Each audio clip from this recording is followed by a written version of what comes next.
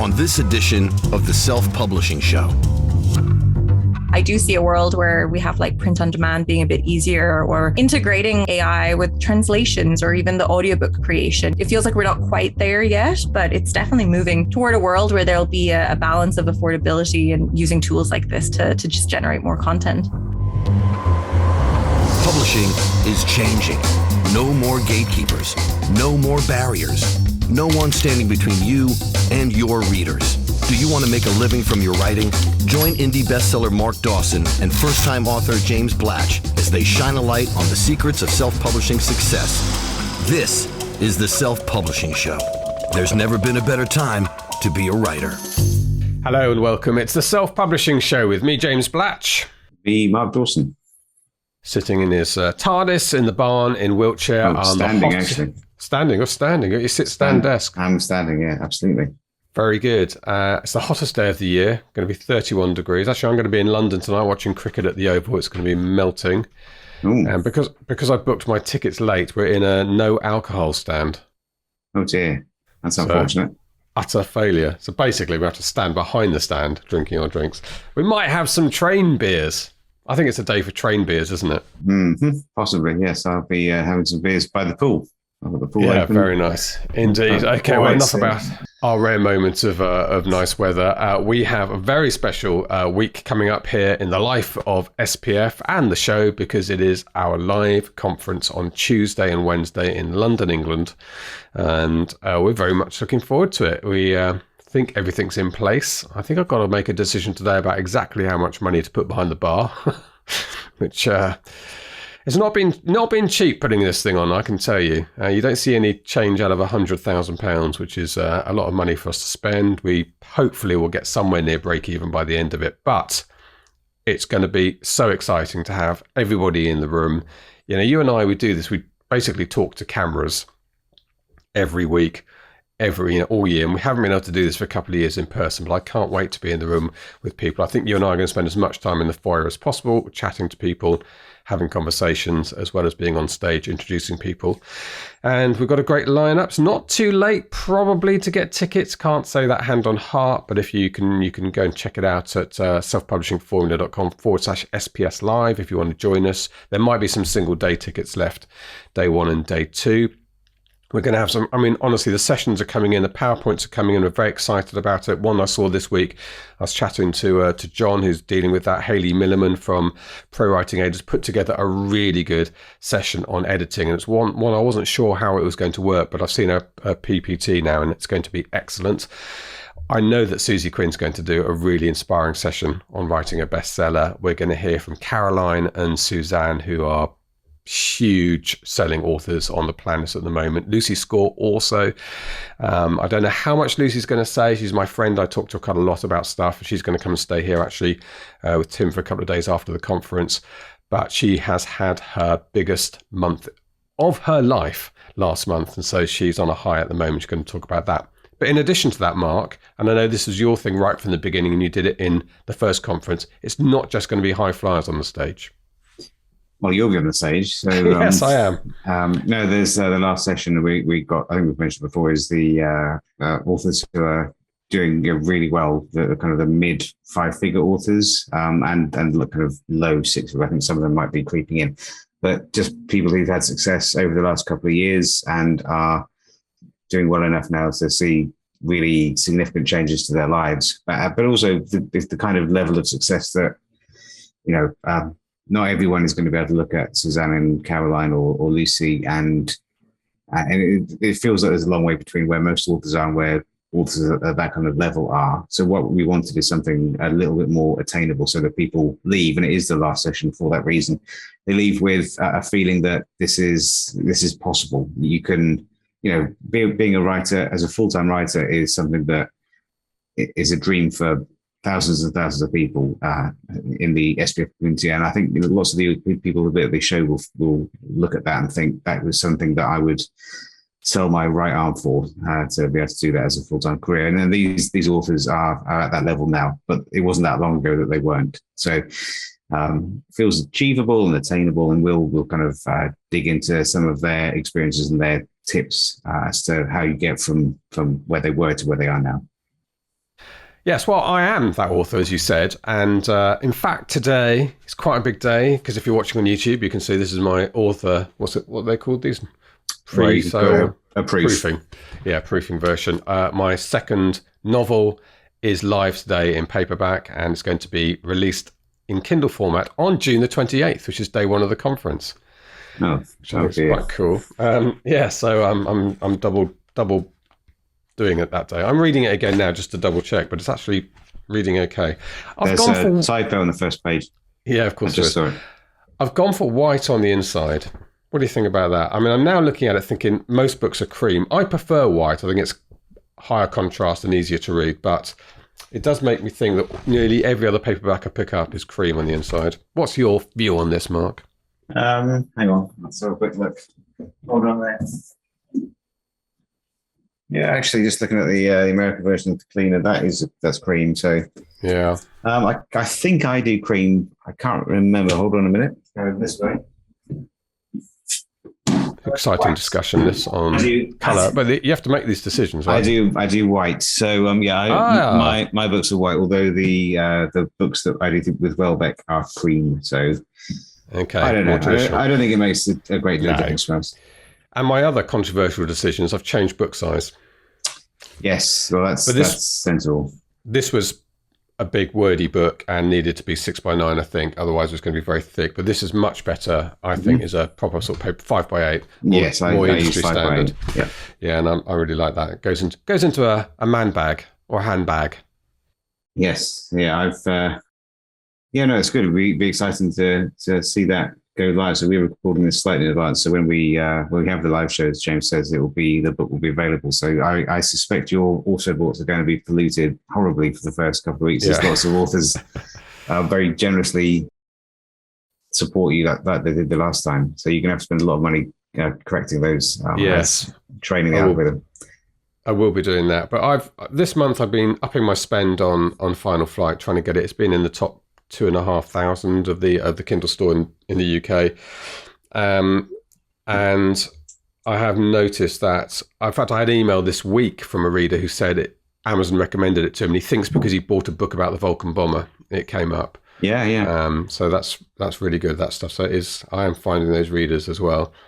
And I've made a bit of a small profit this month as well. Once you take audiobooks into account, which again I'm trying to sort of break even or even lose a bit would be fine. So I'm sort of optimistic that book 2 is actually going to be profitable for me, but we will see. I will report everything back because everything I've done on this journey, I'm going to use the word, I've done very publicly. So sorry, journey. It's a journey. Did you travel anywhere? I travelled from the beginning of my journey. God. It's called a metaphor, Mark. I don't know if you're familiar with the concept as a writer. Anyway, yes, we good. And if you're going to be at the show on Tuesday, we do have some things planned here and there, which I hope will raise a smile. Right. Good. Now we have an interview today from Kobo. In fact, from Tara Cremin, who is actually, I hadn't realised Tara's been at Kobo for more than 10 years. So she's a bit of a lifer in the organisation. She does talk about exactly what Kobo is. Most of you will know and be familiar with Kobo, but it's possible that some of you aren't because in places like the UK, it is second probably at least to Amazon, but other parts of the world, Canada in particular, and other countries, it's the number one retailer of ebooks. And so it's an important organisation to be familiar with. So here's Tara. Tara's also going to be at the show. So if there's something in the interview, if you're one of those people who thinks, I wish James had asked this question, do you know what? You can turn up to London next week and you can ask Tara in person that question. So here is Tara Cremin. This is the Self-Publishing Show. There's never been a better time to be a writer. Okay, Tara Cremin from Kobo Writing Life, I should say, one of the sub-brands within Kobo. Welcome to the Self-Publishing Show. Lovely to have you here. Thank you for having me. It's great to be here to chat today. Yeah, no, it's going to be really good to chat. We haven't spoken to Kobo for a while. In fact, I think probably the last time we spoke to somebody from Kobo, it was Mark Lefebvre, who's now working at Drafter Digital. Yeah, that would have been some while ago.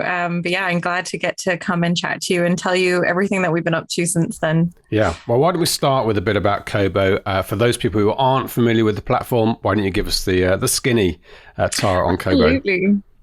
So Kobo is a digital book retailer. So we sell ebooks and audiobooks, and we also make e-reading devices, Kobo devices, that we, humbly think are probably the best e-readers in the world that are out there. So we went to market first with the very first waterproof e-reader. The latest ones that we have now have integrated notebooks, so you can mark up your files within them. And we're definitely really focused on making the reading experience the best that it can be. So our focus really is improving that, not trying to get you into our ecosystem to then sell you something else. Everyone that works at Kobo is very dedicated to just improving digital reading and trying to make the e-reading just as good as a physical book, because I know there still is kind of the difference between them, but we're trying to get to a place where the experience is seamless between the two. We're owned by Rakuten, which is a sort of e-commerce giant based out of Japan. We're headquartered here in Toronto, but we're kind of hybrid working, so we're kind of all over the place. But Rakuten has really allowed us to have this global reach. We have offices in Dublin, in Darmstadt. We have people that work in Europe. So Kobo's real kind of business model has always been a global view of the e-reading landscape. And for indie authors, what this means is that it's a great way for you to come on board and hit up readers in different countries in the world that you might not be able to access through some other platforms. Yeah. So specifically for people in the UK and Europe, it's very likely that Amazon's going to be the first point of call for them that they grow up aware of, and they're going to be less aware of the size and impact of Kobo, which is considerable, right? Yeah, it's like, it feels like we're like a lesser known sibling, perhaps. But we are there's countries in Europe where people think about e-readers as Kobos and not Kindles. So for the English markets, we're Canada being our number one territory where we launched. So that's always one of our strongest areas. But we're also very well known in Australia and New Zealand. We have really strong retail partnerships down there with different stores. So we partnered with Booktopia in Australia. That's one of our newest partnerships where we're powering their ebooks and their audiobooks. And that's sort of a strategy that Kobo has taken in different markets. We sell globally, but we also like to take what we call a globally local view of book selling.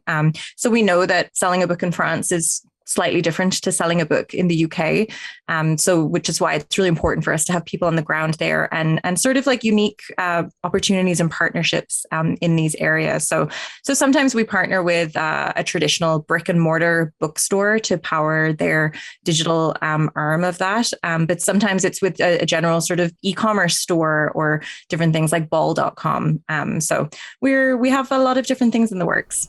This might be a naive question about the devices, but is it possible to have a Kobo reading device and buy from, you're sort of intimating that the device itself is something that you work on, and buy books from other retailers? No, but you can buy with partnerships retailers. So kind of if you are in France, you could have a Fnac account that allows you to purchase through Kobo on your device. In Italy, you could be doing this through Mondadori. In the US, it could be through Walmart. So we have like different sort of integrated partnerships there. And it's kind of generally the same Kobo store, but that's kind of how they're purchased. But one thing our devices also do have is integration with Overdrive. So you can access your library if you have a library account, which if you don't, you should. Libraries are awesome. So it's really, really easy to just log in and access and, go to your local library and download books through your e-reader as well. And you talked about being Canada predominantly at the moment. Are you bigger than the South American River? I don't want to keep saying it, in a Kobo interview, are you bigger than Amazon in Canada? I mean, I think it depends on what you see now, because digital books has sort of changed and evolved. It's not straight just ebooks. There are audiobooks in the works. We also have Kobo Plus, which is our subscription platform, which is non-exclusive, which is sort of different to some of the other subscription platforms out there. So this has really increased the readership that we see in Canada. It's in select regions, different Kobo Plus, like I said, kind of testing out which areas it will really respond well to this. So I don't know, personally, I like to think, yes, we are bigger than Amazon in Canada. But it really, I guess it depends. Yeah. Now, in terms of the what's available to indie authors, if they're wide, it's a no-brainer, or they should be on Kobo. I imagine the biggest platform, second biggest platform in the world. I'm going to have to say it again, there's no avoiding it. That's the thing about Amazon. It's everywhere. But yeah, after Amazon, Kobo is the biggest platform. So if you're wide, this is a no-brainer. Mm-hmm. And our focus really is to try and make it the easiest upload experience, So if you're a wide author, you're publishing on multiple platforms, we want to make that process really easy so you don't have to worry about that. So if you're publishing on Amazon or Kobo and Apple and Google and everything, to try and just take the pain out of actually uploading your books and everything. So if you go to kobo.com/writinglife, that's where you can create your account. And we have ebooks. You can directly upload an audiobook. You can also distribute to libraries and the Kobo Plus system as well. And all of these things have allowed us to sort of expand the readership, that the reach really that Kobo has in all these different types of reader. This is sort of like how I've been defining them as the subscriber being a sort of different reader to a plain digital reader being different to then somebody that listens solely to audiobooks. So yeah, with Kobo, you're really accessing all of these readers all over the world very easily. Yeah. And what about print on demand? Tara, is this something Kobo's into? It's not. We get that question a lot. It's definitely a popular market even now. It's just growing in popularity, and I think it's something that's definitely going to just keep on growing, especially when we've seen the various different supply chain shortages through the past couple of years. Never say never. It's not where our focus is at the moment. We really want to just focus on the digital reading experience. But yeah, it's definitely something we keep our eye on to see how the market is shifting and changing. Yeah, I'm just thinking particularly for authors who are exclusive, that of course that exclusivity is just for ebooks. So potentially, I think there's a lot of people who would instantly upload their paperbacks to Kobo if that was possible. But anyway, down the line maybe. I'm sure that technology is just going to get cheaper and easier over time. They're talking about potentially having these machines in the back of bookshops, aren't they, to print your book when you order it. Yeah, I hope so. I think it's the same. We're just waiting for technology to get a bit better for everything, really. I think ebooks itself has gone leaps and bounds since I started working at Kobo some 10 years ago. So everything is so much easier now to even make a book. As an author, you don't have to worry about the formatting because, you've got programs like Vellum out there that just make it so easy. So yeah, I do see a world where we have print on demand being a bit easier, or integrating AI with translations or even the audiobook creation. It feels like we're not quite there yet, but it's definitely moving toward a world where there'll be a balance of affordability and using tools like this to just generate more content. Yeah. Now you talked about the readers being different between different formats. I wonder if the readers feel different between Kobo and other retailers. For those of us who market, at the moment I market a lot to Amazon, so I sort of understand that ecosystem. Do different things work with Kobo, and does it work in a different way? Do you have the same level of kind of email marketing to your readers to help boost books on your platform that other retailers do? We do. I think one difference is that we're not necessarily we're not hitting up our readers over and over again with deals and discounts. We're trying to balance this with more of the storytelling around what we're trying to do here at Kobo. So whether or not it's just having a real focus, it's Pride at the moment. So whether or not it's telling the story of Pride and in our store and highlighting authors from the LGBTQ plus community. So that's sort of like what the aspect, we're trying to be a bit more thoughtful with our storytelling. And really, we want people to come to the kobo.com store and feel like it's a curated bookshop just for them. And that's what we're trying to reflect in our emails as well. So that's not to say that we're not doing discounts and sales, but I don't think we're as aggressive as some of the other places. So that might be a main differentiator. Our readers are maybe not as price sensitive.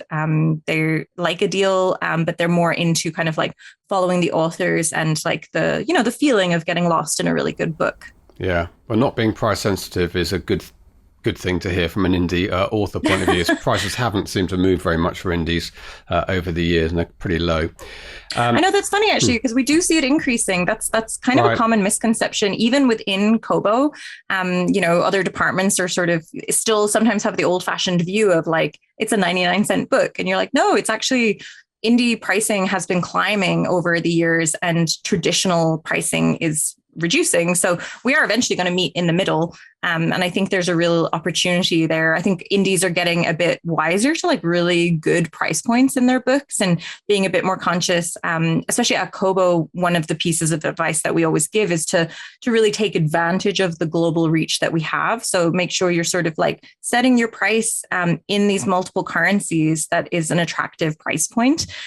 So I think it's always worthwhile doing that research. A lot of our authors come from the States, but the USD and the CAD are not the same value, unfortunately. Yeah. So just keeping that stuff in mind when you're pricing things, I think is really important. And yeah, we're definitely seeing it increase. And Kobo readers are really big fans of box sets. So when it comes to pricing with box sets or like higher pricing at all, we don't have an upper price cap. So anything over $9.99, you're still earning 70% off of these books. So what we're seeing is like some like hugely bundled box sets being priced for their value, being priced for $30, $40, $50. And those are being sold on the store as well. So it's just something to keep in mind with Kobo is that, there's not the same price sensitivity. Yeah. What is the commission rates for the royalty rates for indie authors? So if your ebook is priced over $2.99, you're getting 70%. Is that USD? It's the equivalent. So I think it's that's USD Canadian. I think it's $1.99 GBP. Okay. And I should know this off the top of my head for euro, but I can't quite remember. But it is the equivalent of $2.99 across those currencies. Okay. And then it's 45% if it's under that amount. Okay, that's pretty good. And in terms of the uploads, I should have asked you this earlier because you mentioned it. In terms of usability for indie authors, this is you've worked hard on this being a user-friendly and easy process. Not everyone finds it easy, formatting and uploading their book and setting the prices and so on. But the Kobo interface looks to me like it's had some time and effort spent on it. Yeah, I mean, we do try. We want to try and make it as seamless as possible. We don't have a sort of very advanced formatting tool. I think the best way to like really use Kobo is to take your file that you've spent the time kind of formatting and getting ready and then uploading that to Kobo. We take multiple different files. It could be a Word doc, an EPUB. We still accept Mobi, even though people aren't using Mobi anymore. So it's a pretty seamless process and very quick. Books are published, we like to say, within 24 to 72 hours, but more often than not, it's quicker than that as things are being processed pretty fast. And that's the same with our audiobooks. So we do all of our audiobook processing in-house, which makes it a really quick turnaround. So you could have an audiobook published on Kobo within 24 hours, which is pretty kind of unheard of with audiobook publication just due to the file size. So we really wanted to take the time to build that out and have our team kind of handling everything in that aspect. Yes, I remember doing an interview with an audiobook aggregator earlier this year, and he was talking about 8 and 10 months with some of the platforms to get your audiobook live, which is crazy, I think. It's wild. That's another area where I think technology is yet to catch up is like file storage and making these files smaller and easier to download. So on the back end, we've been doing a lot of work on that, on the user experience for downloading an audiobook and maybe making sure that we're retaining the quality, even though we're trying to like compress the file to a reasonable size that somebody's not jamming their iPhone with this giant audiobook. So we've been doing a lot of work on that as well. Yeah. Now, in terms of growth, I mean, you are up against the exclusivity that Amazon has with both audiobooks and ebooks. So what is your strategy? In fact, I think I already know this. You already have some differentiators, but why don't you tell me what Kobo's strategy is to become a household name here in the UK in the same way you are in Canada? Yeah, I mean, our strategy has always been that, we're the company that has friends. So we're the company that is partnering with all these other companies to try and just really grow book selling in the various different regions. So, for example, like in Mexico, we actually have two partnerships there, Perua and Gandhi, who are actually competitors. They're competing traditional bookstores. But when Amazon was moving into the market there, they didn't want to compete with Amazon and each other. So a sort of a way that they came together was partnering with Kobo so we could power their ebooks and audiobooks while they still sort of run their area of expertise in the print business. So that's sort of just one example. I mean, we have multiple partners in Italy. So I think that is definitely a main differentiator. And then also we're not trying to get you to come exclusive to Kobo. Like my team are really behind like the wide ethos of publishing when you're publishing independently. So we really encourage you to publish on as many platforms as possible because we want you to reach as many readers as you can. So it's all about reaching readers like however they want to read and just taking advantage of all of those opportunities. So we really wanted you to get your books in front of people. And then I think one for like the indie author perspective, we have built out a number of promotions and different things that authors can take advantage of just for kind of coming to Kobo directly. So I think it's kind of, we're trying to really grow indie authors within Kobo because if they're successful, we're successful. So this is really like a partnership. And yeah, it's business friends, I guess, is the real secret to how we run things. Yeah. The bottom line, I suppose, for authors is how much they make from those exclusive deals and weighing that up. And I don't think I've never spoken to an author who has a really decisive view on this. They kind of think this is probably the best thing to do. And as the debate goes backwards and forwards, have you done any kind of research in this level, looked at case studies and been able to say to authors, do you know what, there's money on the table that will outweigh what you're earning from that exclusivity if you go wide?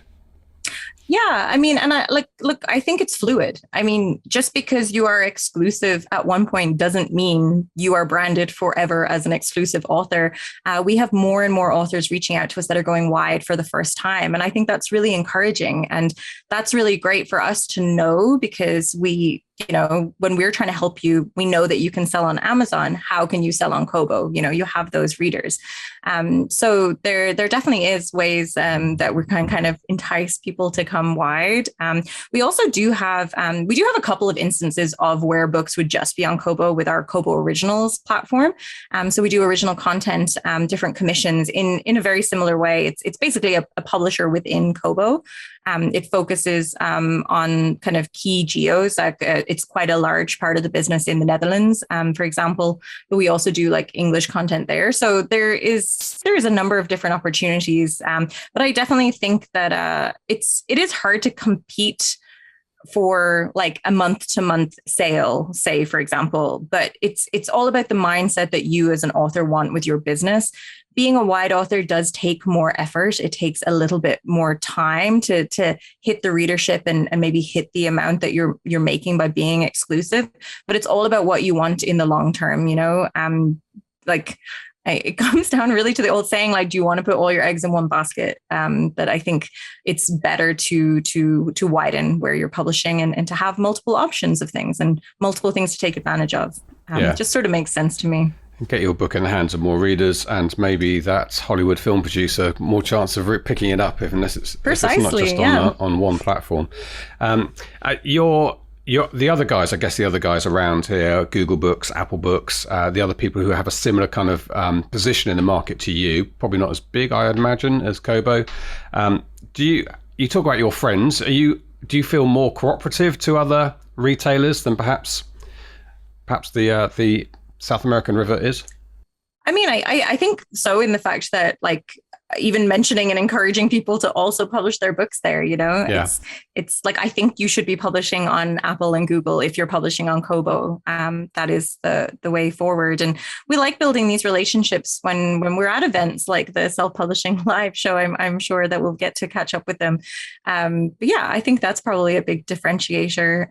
It's always interesting to see what people are doing. And like, we all have the same end goal, really, and I think, quite often some readers do bounce from different platform to platform. So I don't think there's always a defined, like, Google reader might also have a Kobo, but read on their Android on their phone, So we're not so strict in our advice on where to go.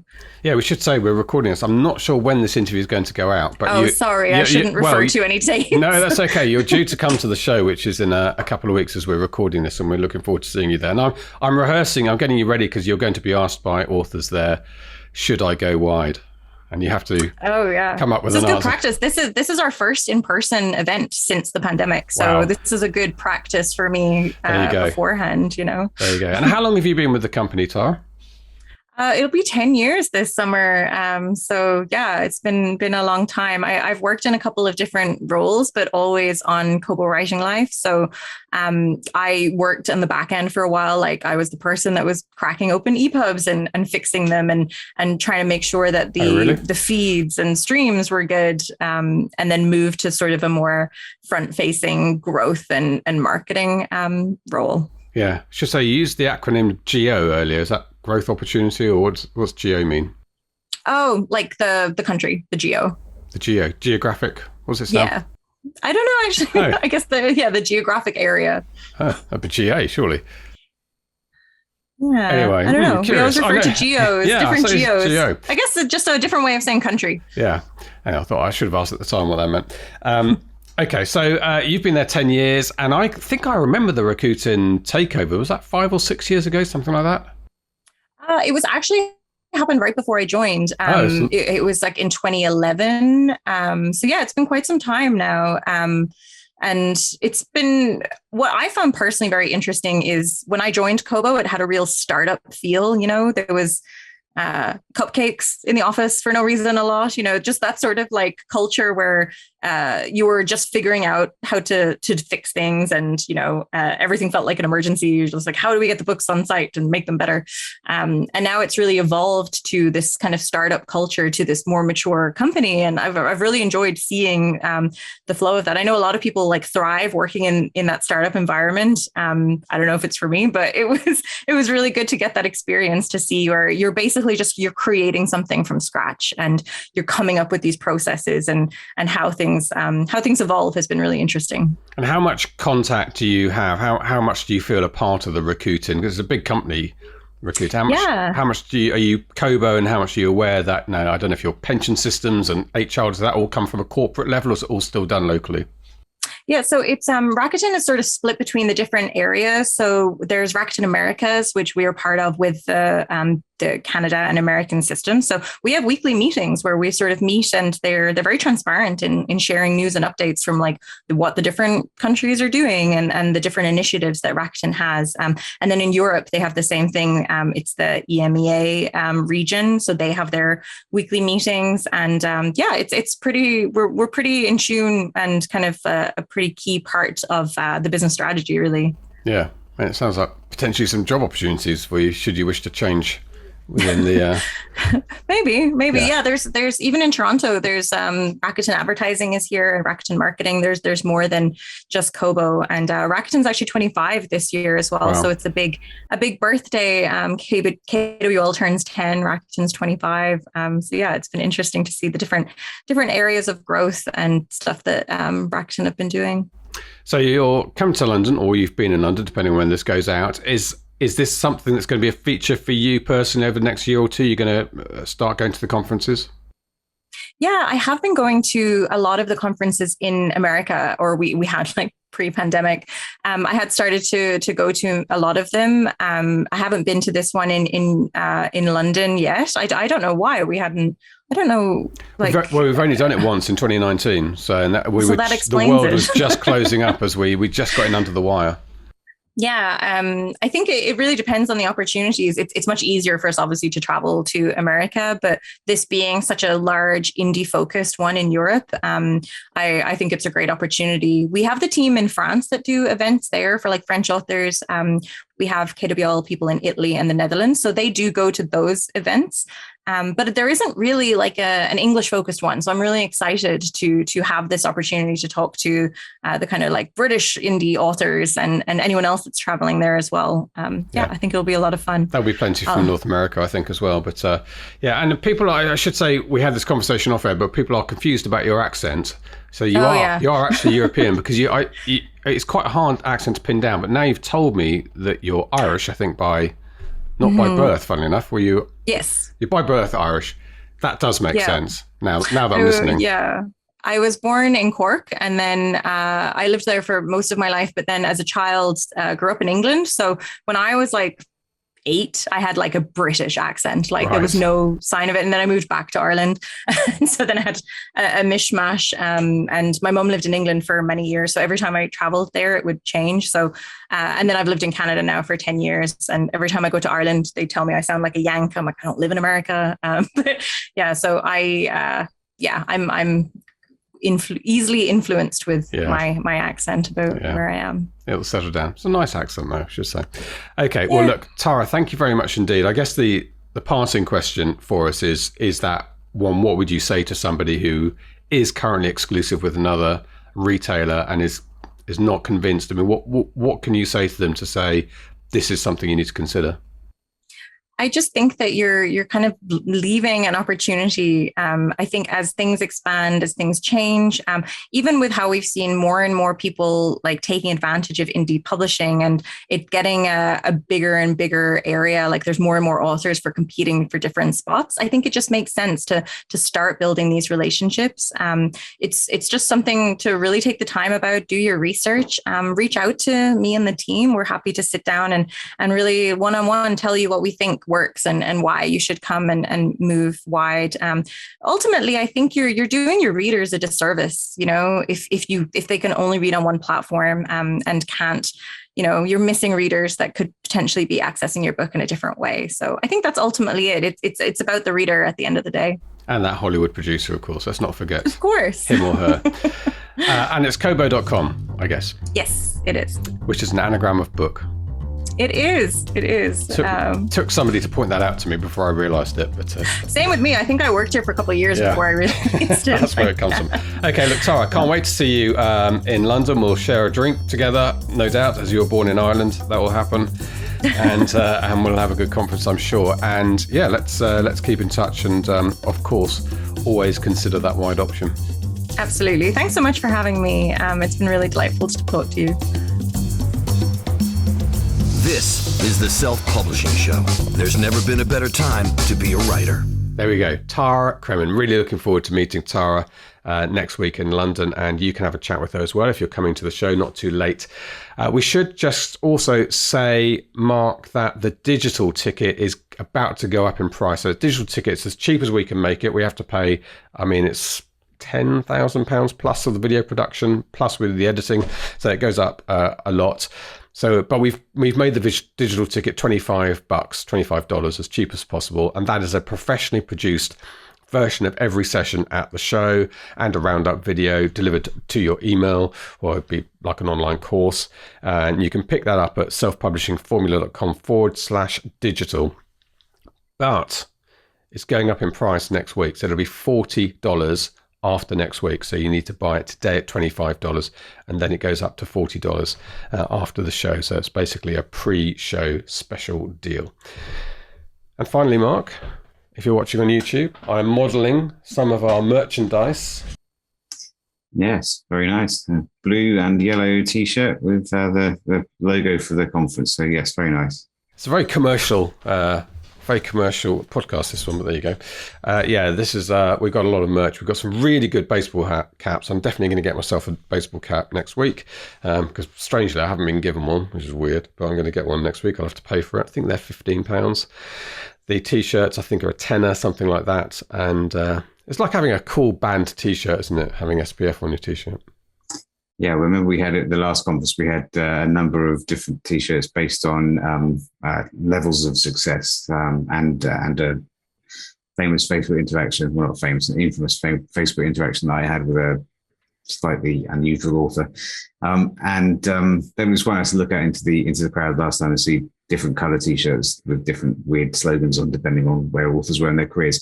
So yeah, it'd be lovely to see people in similar merch. You can get that in advance as well, I think, can't you? You can get them possibly if you're quick.